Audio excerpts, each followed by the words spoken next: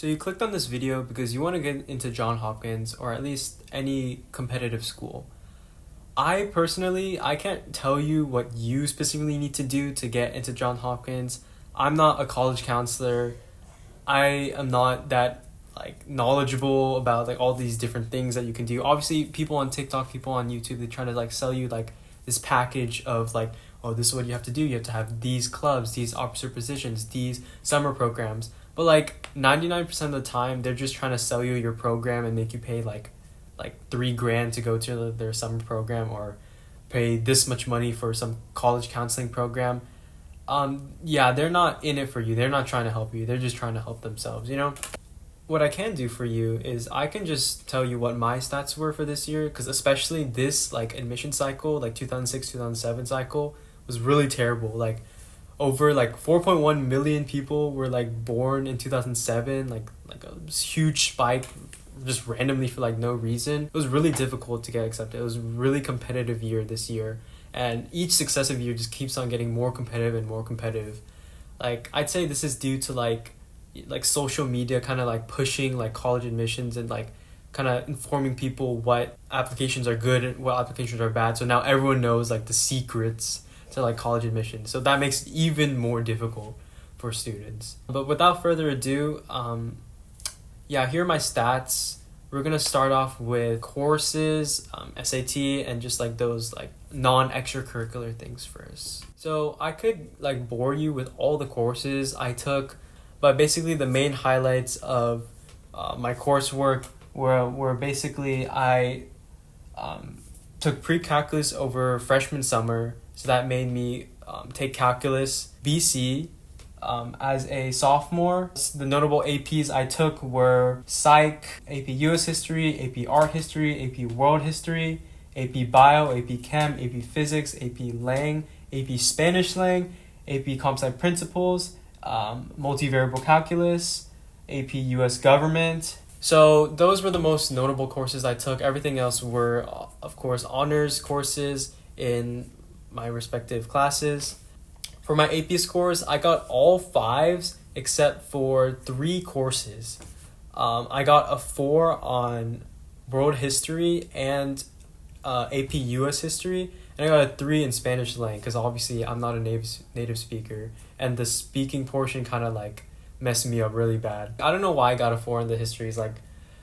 In the World History one, the proctor was on something or something.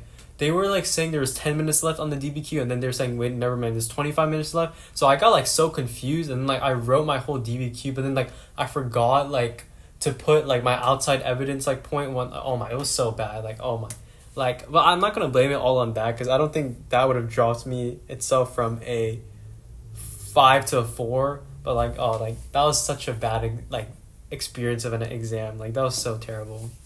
And then for SAT, I only took it one time. I took it after sophomore summer. So I took it relatively early, and I got a 1570 in my first try. I mean, I could have done better, but I just decided that was good enough.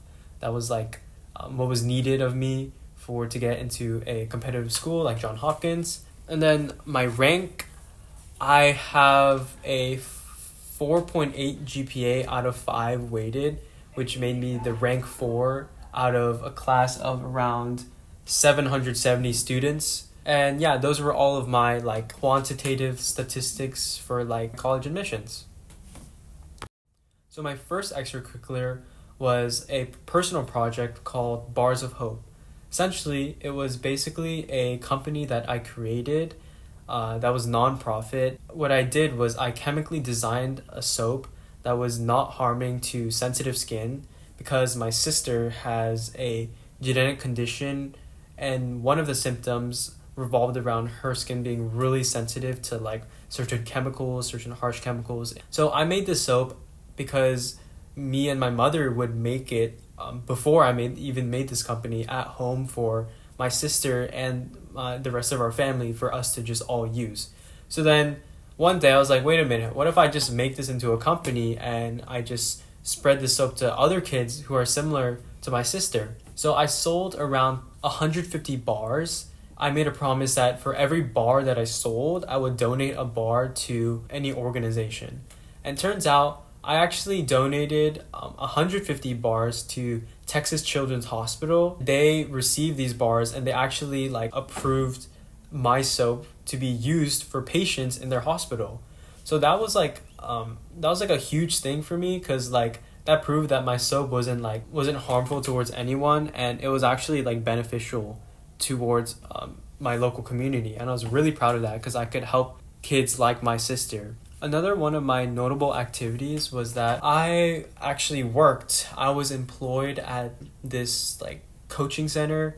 It's sort of like Kumon, if you guys know, but I was a tutor there for around a year and a half, and I tutored students from K through 12. I tutored the younger kids in like phonics and simple math, like long division and things like that. And for the older kids, I would tutor them in chemistry, biology. I would do SAT tutoring at times, and higher level math because my math was very, very strong.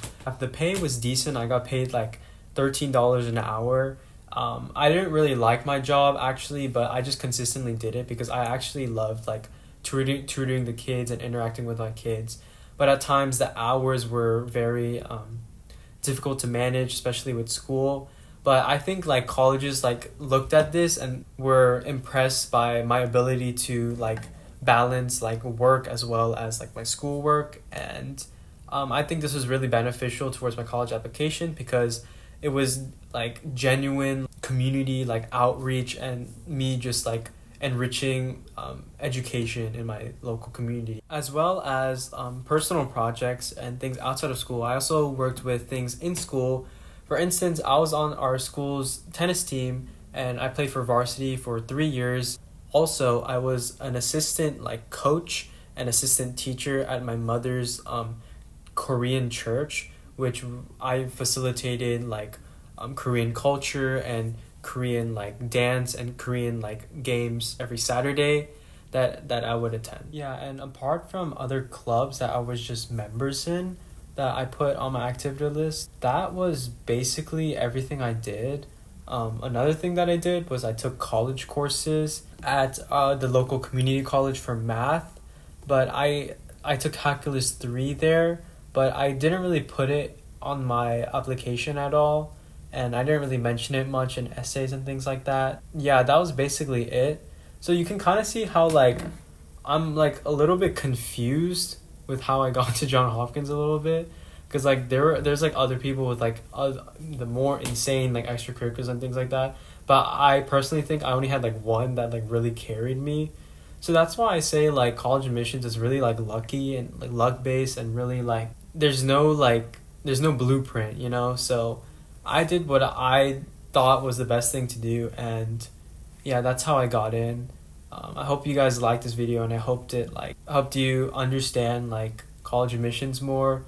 At the end of the day, if you guys are like applying for an officer position or things like that, and you're getting like really stressed, like what if you don't get it and things like that, don't be stressed. It's not the end of the world. Like one officer position isn't gonna change like the entire like college's like perspective about you. And yeah, that's basically it.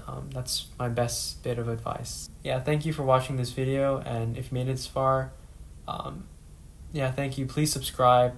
I'm posting other videos soon. All right, bye-bye.